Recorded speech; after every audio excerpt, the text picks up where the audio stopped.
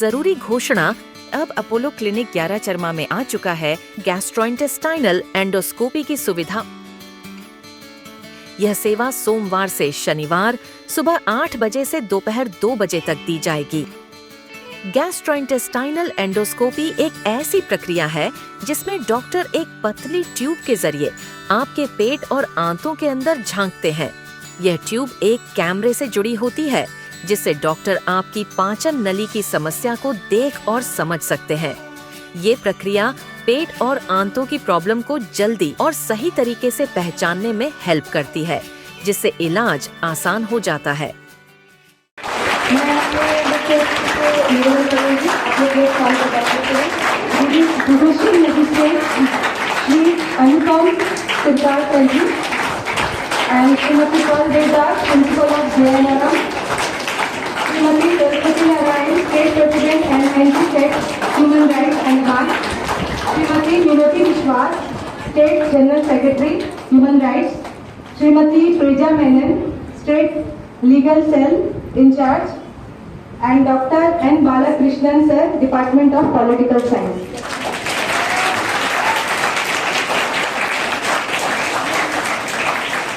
Respected Sri Anupam Sarkar, Judicial Magistrate, the members of Human Rights Commission, Human Rights Association.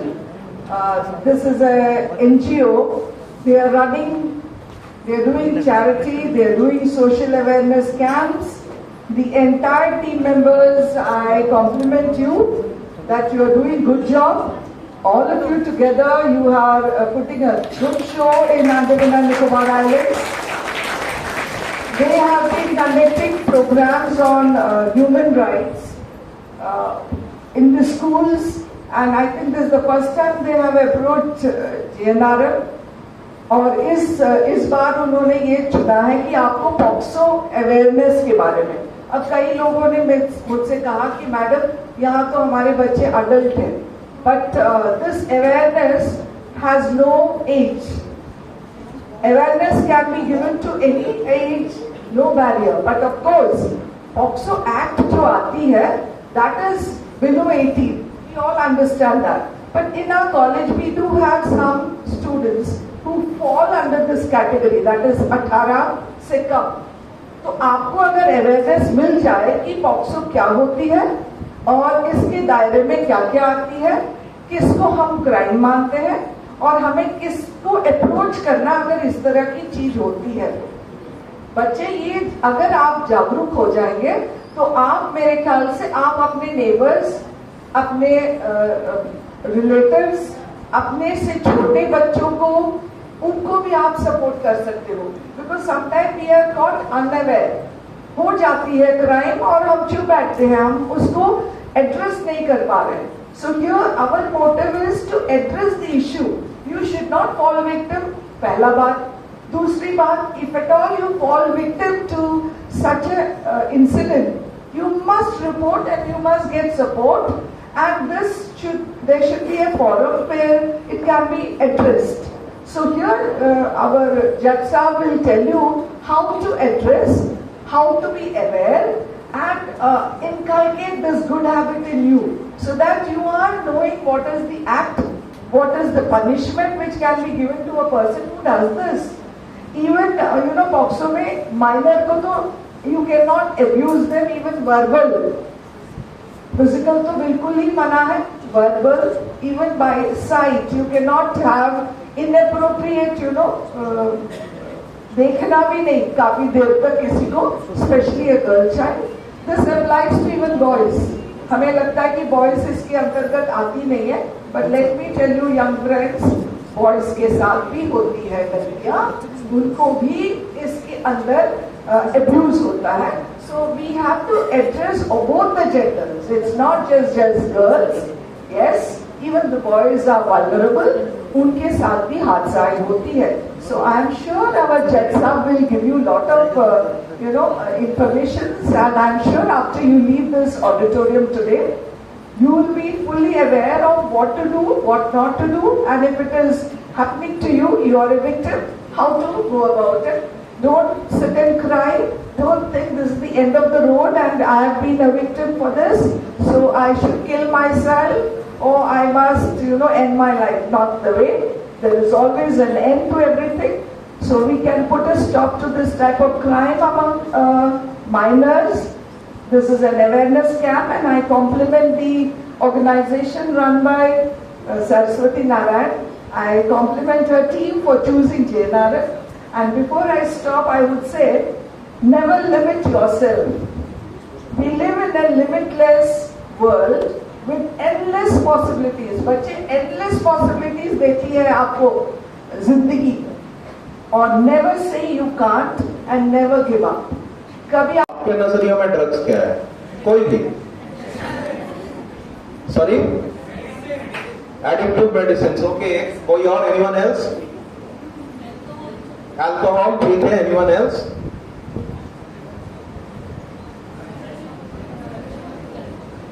ठीक है, आगे बढ़ते हैं. ड्रग्स को मतलब दो तरह की चीजें होती है. एक जिसको हम दवा कहते हैं, जैसे एडिक्टिव मेडिसिन बोले, जैसे कफ सिरप मान लीजिए. कफ सिरप तो एक मेडिसिन है, उसका मेडिसिनल वैल्यू है, उससे बहुत तकलीफें कम होती है. लेकिन उसको अगर आप ज्यादा मात्रा में लेना शुरू करें तो उसका लत लग जाती है, उसका एडिक्शन आ जाता है. और कुछ चीजें होती हैं जो प्योरली एडिक्टिव है, जैसे हेरोइन, कोकेन, मेथाम्फेटामाइन, ये सब. इनका कोई मेडिसिनल वैल्यू नहीं है, ये लेके किसी का कोई डिजीज ठीक नहीं होता. ये सिर्फ इसी के लिए बना है. तो अब हमारे यहाँ पे दोनों तरह के चलते हैं. एक मिनट.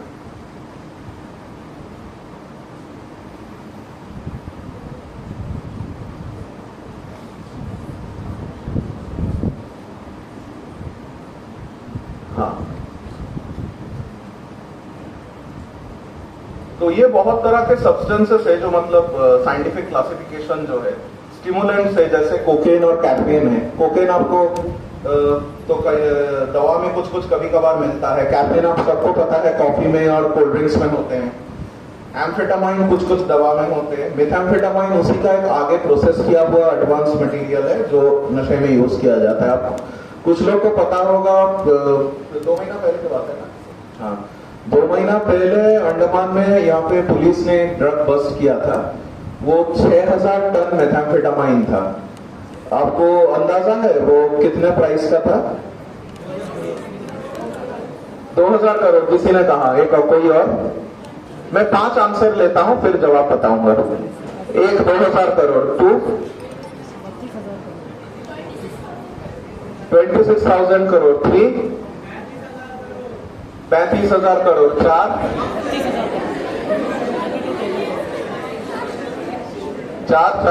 4 5 को जल्दी जल्दी बताओ भाई. कितना? 100 करोड़. अच्छा, 5 लास्ट. मिलियंस में 5. चलो ठीक है. 100 करोड़ किसने बताया? 100 करोड़ किसने बताया भाई? अच्छा, तुम्हारा आंसर गलत है भाई. वो 35,000 करोड़ का था. वो एशिया का हिस्ट्री में सबसे बड़ा ड्रग बस्ट है. दुनिया की 30 देशों की जो सारे ईयर के बजट हैं उसका 600 गुना है वो. तो आप सोचो ये ड्रग कितने बड़े पैमाने का एक प्रॉब्लम है. तो अब ये प्रॉब्लम क्यों है? बहुत सारे मिथ है ड्रग्स को लेके. पहला एक मिथ है कि ड्रग लेके मतलब कुछ ये अपना फिल्मों में, किताबों में ये स्टार लोग दिखाते हैं कि ड्रग्स लेके बड़ा रॉक स्टार बन गया, ये फिल्म स्टार ड्रग है. कुछ भी नहीं बनता है भाई. ड्रग लेके सिर्फ हेलुसिनेट करते हैं लोग. मतलब क्या करता है वो? अपना सेंट्रल नर्वस सिस्टम जो होता है उसको वो टेम्पोररीली मतलब इम्यून कर देता है कि वो ठीक से काम नहीं कर पाता. तो आपका सामने कोई आम इंसान जा रहा है, आपको दिखेगा कोई मतलब कोई जानवर जा रहा है. बहुत बार होता है ऐसे ड्रग यूजर्स को. तो क्योंकि ये सब होता रहता है तो उसको सामने नॉर्मल कुछ दिखता ही नहीं. ये सामने समंदर को वो अपना घर का गार्डन समझेगा. ऐसा बहुत बार हुआ है कि सामने मतलब बिल्डिंग के टॉप पे जाके उसको लगा है सामने आसमान नहीं है, जमीन है. वो चलता गया है और फिर 7-8 माले से कूद के नीचे गिर गया है. तो यही वो कुछ नहीं करता। वो जो होता है ये अल्कोहल या कोई भी ड्रग से टेम्पोररीली एक दिमाग को किक लगती है, वो बहुत एड्रेनलिन रश कर देता है, आपको मतलब गर्म लगने लगता है, आप बहुत एक्साइटेड फील करते हैं क्योंकि आपको नर्व को एक्साइट कर देता है। और वो जब उसका इफेक्ट सबसाइड कर जाएगा आपको फिर से नॉर्मल लगने लगेगा। उसके वजह से किसी का कुछ नहीं बढ़ता। एक कुछ मेडिकल कॉलेजों में एक ट्रेडिशन होता था पहले कि ये लोग कुछ ड्रग्स लेते थे कि कंसंट्रेशन बढ़ता है। वो भी देखा गया है कुछ नहीं बढ़ता। वो आपको क्या करता है, डिप्रेसेंट्स जो होते हैं, कुछ ड्रग्स को डिप्रेसेंट्स बोलते हैं, वो आपको थोड़ा थका देते हैं। तो थका देते हैं मतलब आप कहीं जा नहीं पा रहे। आप मान लीजिए आप पढ़ने बैठे हैं तो आप थके हुए हैं, मसल्स रिलैक्स हो चुके हैं, तो आप तो वैसे ही चल फिर नहीं पा रहे हैं, तो बिना पढ़ के और जाएंगे कहाँ। तो उस लॉजिक से कहा जाता था कि कंसंट्रेशन बढ़ता है, लेकिन वो असल में कुछ नहीं, वो सिर्फ ड्रग्स का इफेक्ट है।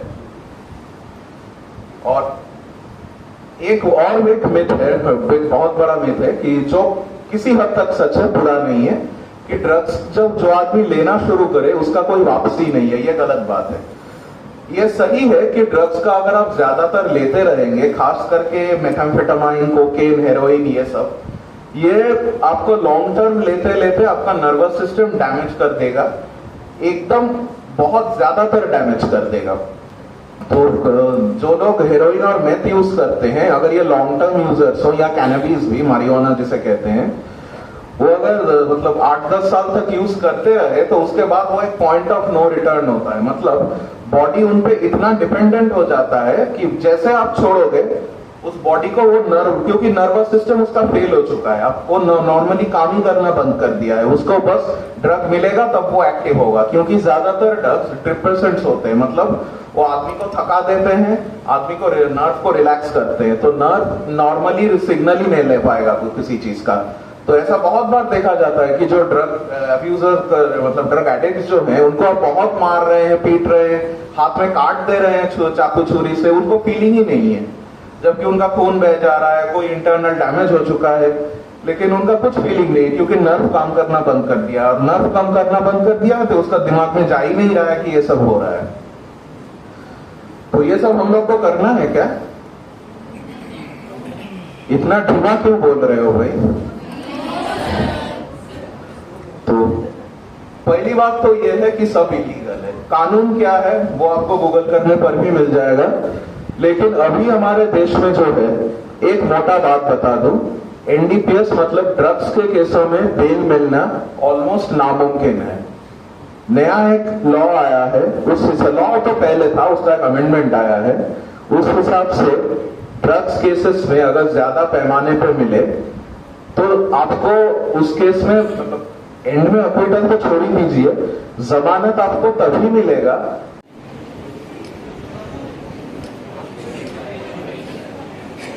दूसरे रो में कोई देते चाहिए। अच्छा, अब जो करना है उसमें ना अंग्रेजी में सिर्फ एक चीज लिखना है आपको, और लिख के अपने पास रखना है। आपका कोई भी एक डर, किसी भी एक चीज जिससे आप डरते हैं, वो कुछ भी हो सकता है। कॉकरोच का डर हो सकता है, एग्जाम में फेल होने का डर हो सकता है, कल नौकरी मिलेगी कि नहीं वो डर हो सकता है, गर्लफ्रेंड छोड़ के चली जाएगी वो डर हो सकता है, कुछ भी हो सकता है। लिख के अपने पास रखना है, बाद में हम लोग कलेक्ट करेंगे। ये लास्ट में हम एक एक्सरसाइज करेंगे, इसके लिए है। लिख के रखिए, अपने पास रखिए, लास्ट में कोई बात है इसका सब कलेक्ट कर दीजिए। Thank you, please continue. सबका अरे हाँ ना, कुछ तो बोलो भाई। ठीक है, 5 मिनट लेते हैं क्योंकि एक्सरसाइज से ही हम शुरू करेंगे।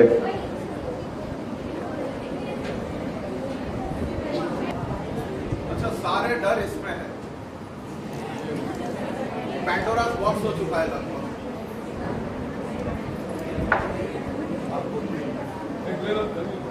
कोई भी एक निकालिए आप। नाम नहीं लिखा है ना किसी ने किसी का? खोलिए। क्या लिखा है? घोस्ट। चलो ठीक है, आपका बाद में आते हैं। तो आप, अच्छा, आपको घोस्ट का डर है क्या? समवट। अच्छा, तो आपको क्या लगता है क्यों है डर?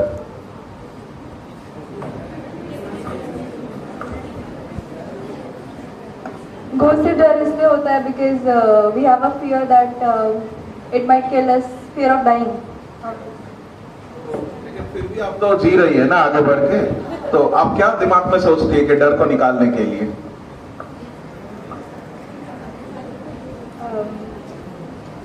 Obviously a kind of confidence in ourselves and yeah, that's it. आपका क्या है? आप देखो आपके हाथ में क्या है? Lack of trust. क्यों आता है lack of trust? आपको क्या? पहली बात ही आपका डर नहीं है। ऐसा हो रहा है ना कि हम लोग जो लोगों को बहुत ज़्यादा ट्रस्ट करते हैं वो लोग हमारा ट्रस्ट हो, तो उसी की वजह से बहुत लोगों का ट्रस्ट टूट जाता है। इसको कैसे आगे बढ़ा जा सकता है? मतलब उन लोगों को ट्रस्ट करना चाहिए जो ट्रस्टेबल हो, ट्रस्टवर्थी हो। जो ट्रस्ट ना मतलब उनके ऊपर भरोसे नहीं होने के ऊपर नहीं करना चाहिए।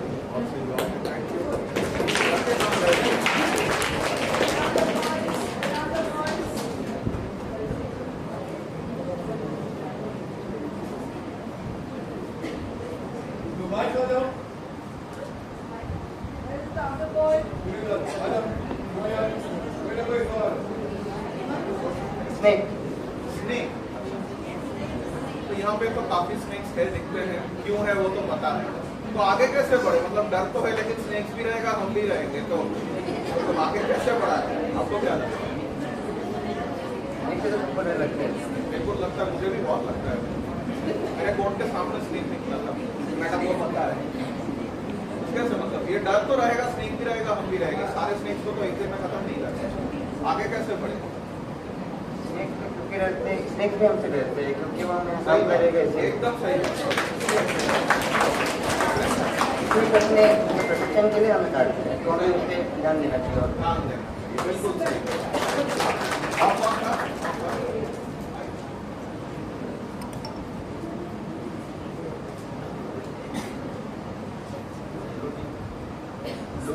लूजिंग बहुत बड़ी बात है। अरे हारने का डर तो भाई सबको, तो क्यों है हारने का डर? वो तो हारने से क्या होगा, डर किस बात का?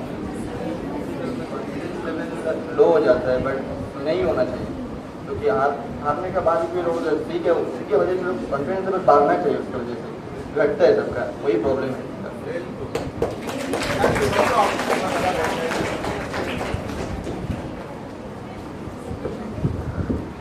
ये एक्सरसाइज क्यों करवाया गया, किसी को कुछ समझ कोई कह सकता है?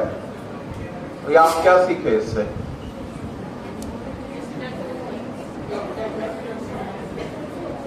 अक्सर ये होता है, हम सबको बहुत कुछ प्रॉब्लम है भाई। तुम्हारे एज में एक तरह की प्रॉब्लम था, मेरे एज में अभी इस एज टाइप का जो प्रॉब्लम होता है वो है। तो बहुत होता है ना, हम लोग अपने आप में वो जो दब के चला रहता है, क्या होगा कैसे होगा, और वो इतना प्रेशराइजिंग हो जाता है, इतना ओवरवेलमिंग हो जाता है कि हम बस उसी को लेके सोचते रहते, सोल्यूशन नहीं आता। तो हम जब दूसरों के नजरिया से देखें, दूसरे की एंगल से देखे, किसी से शेयर करे, उसका व्यू ले, तो कभी कभार उसका हल निकल जाता है। क्योंकि हम डर में इतने दबे हुए रहते हैं कि हमको रास्ता नहीं दिखता जो शायद सामने ही है। इसीलिए डर का हमेशा अपने दोस्तों के साथ, रिश्तेदारों के साथ, जिस मतलब जैसे कहा गया कि ट्रस्टवर्थी जो लोग हैं उनसे शेयर करना जरूरी है ताकि कोई रास्ता निकले।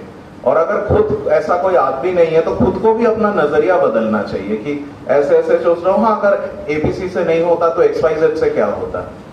ये सबसे जरूरी है, ये कम्युनिटी एफर्ट, क्योंकि हम सब एक सोसाइटी में रहते हैं, कम्युनिटी में रहते हैं, सब एक दूसरे के ऊपर किसी ना किसी तरह डिपेंडेंट है, और ये एक दूसरे पे डिपेंडेंस रहेगा तभी हम आगे बढ़ पाएंगे।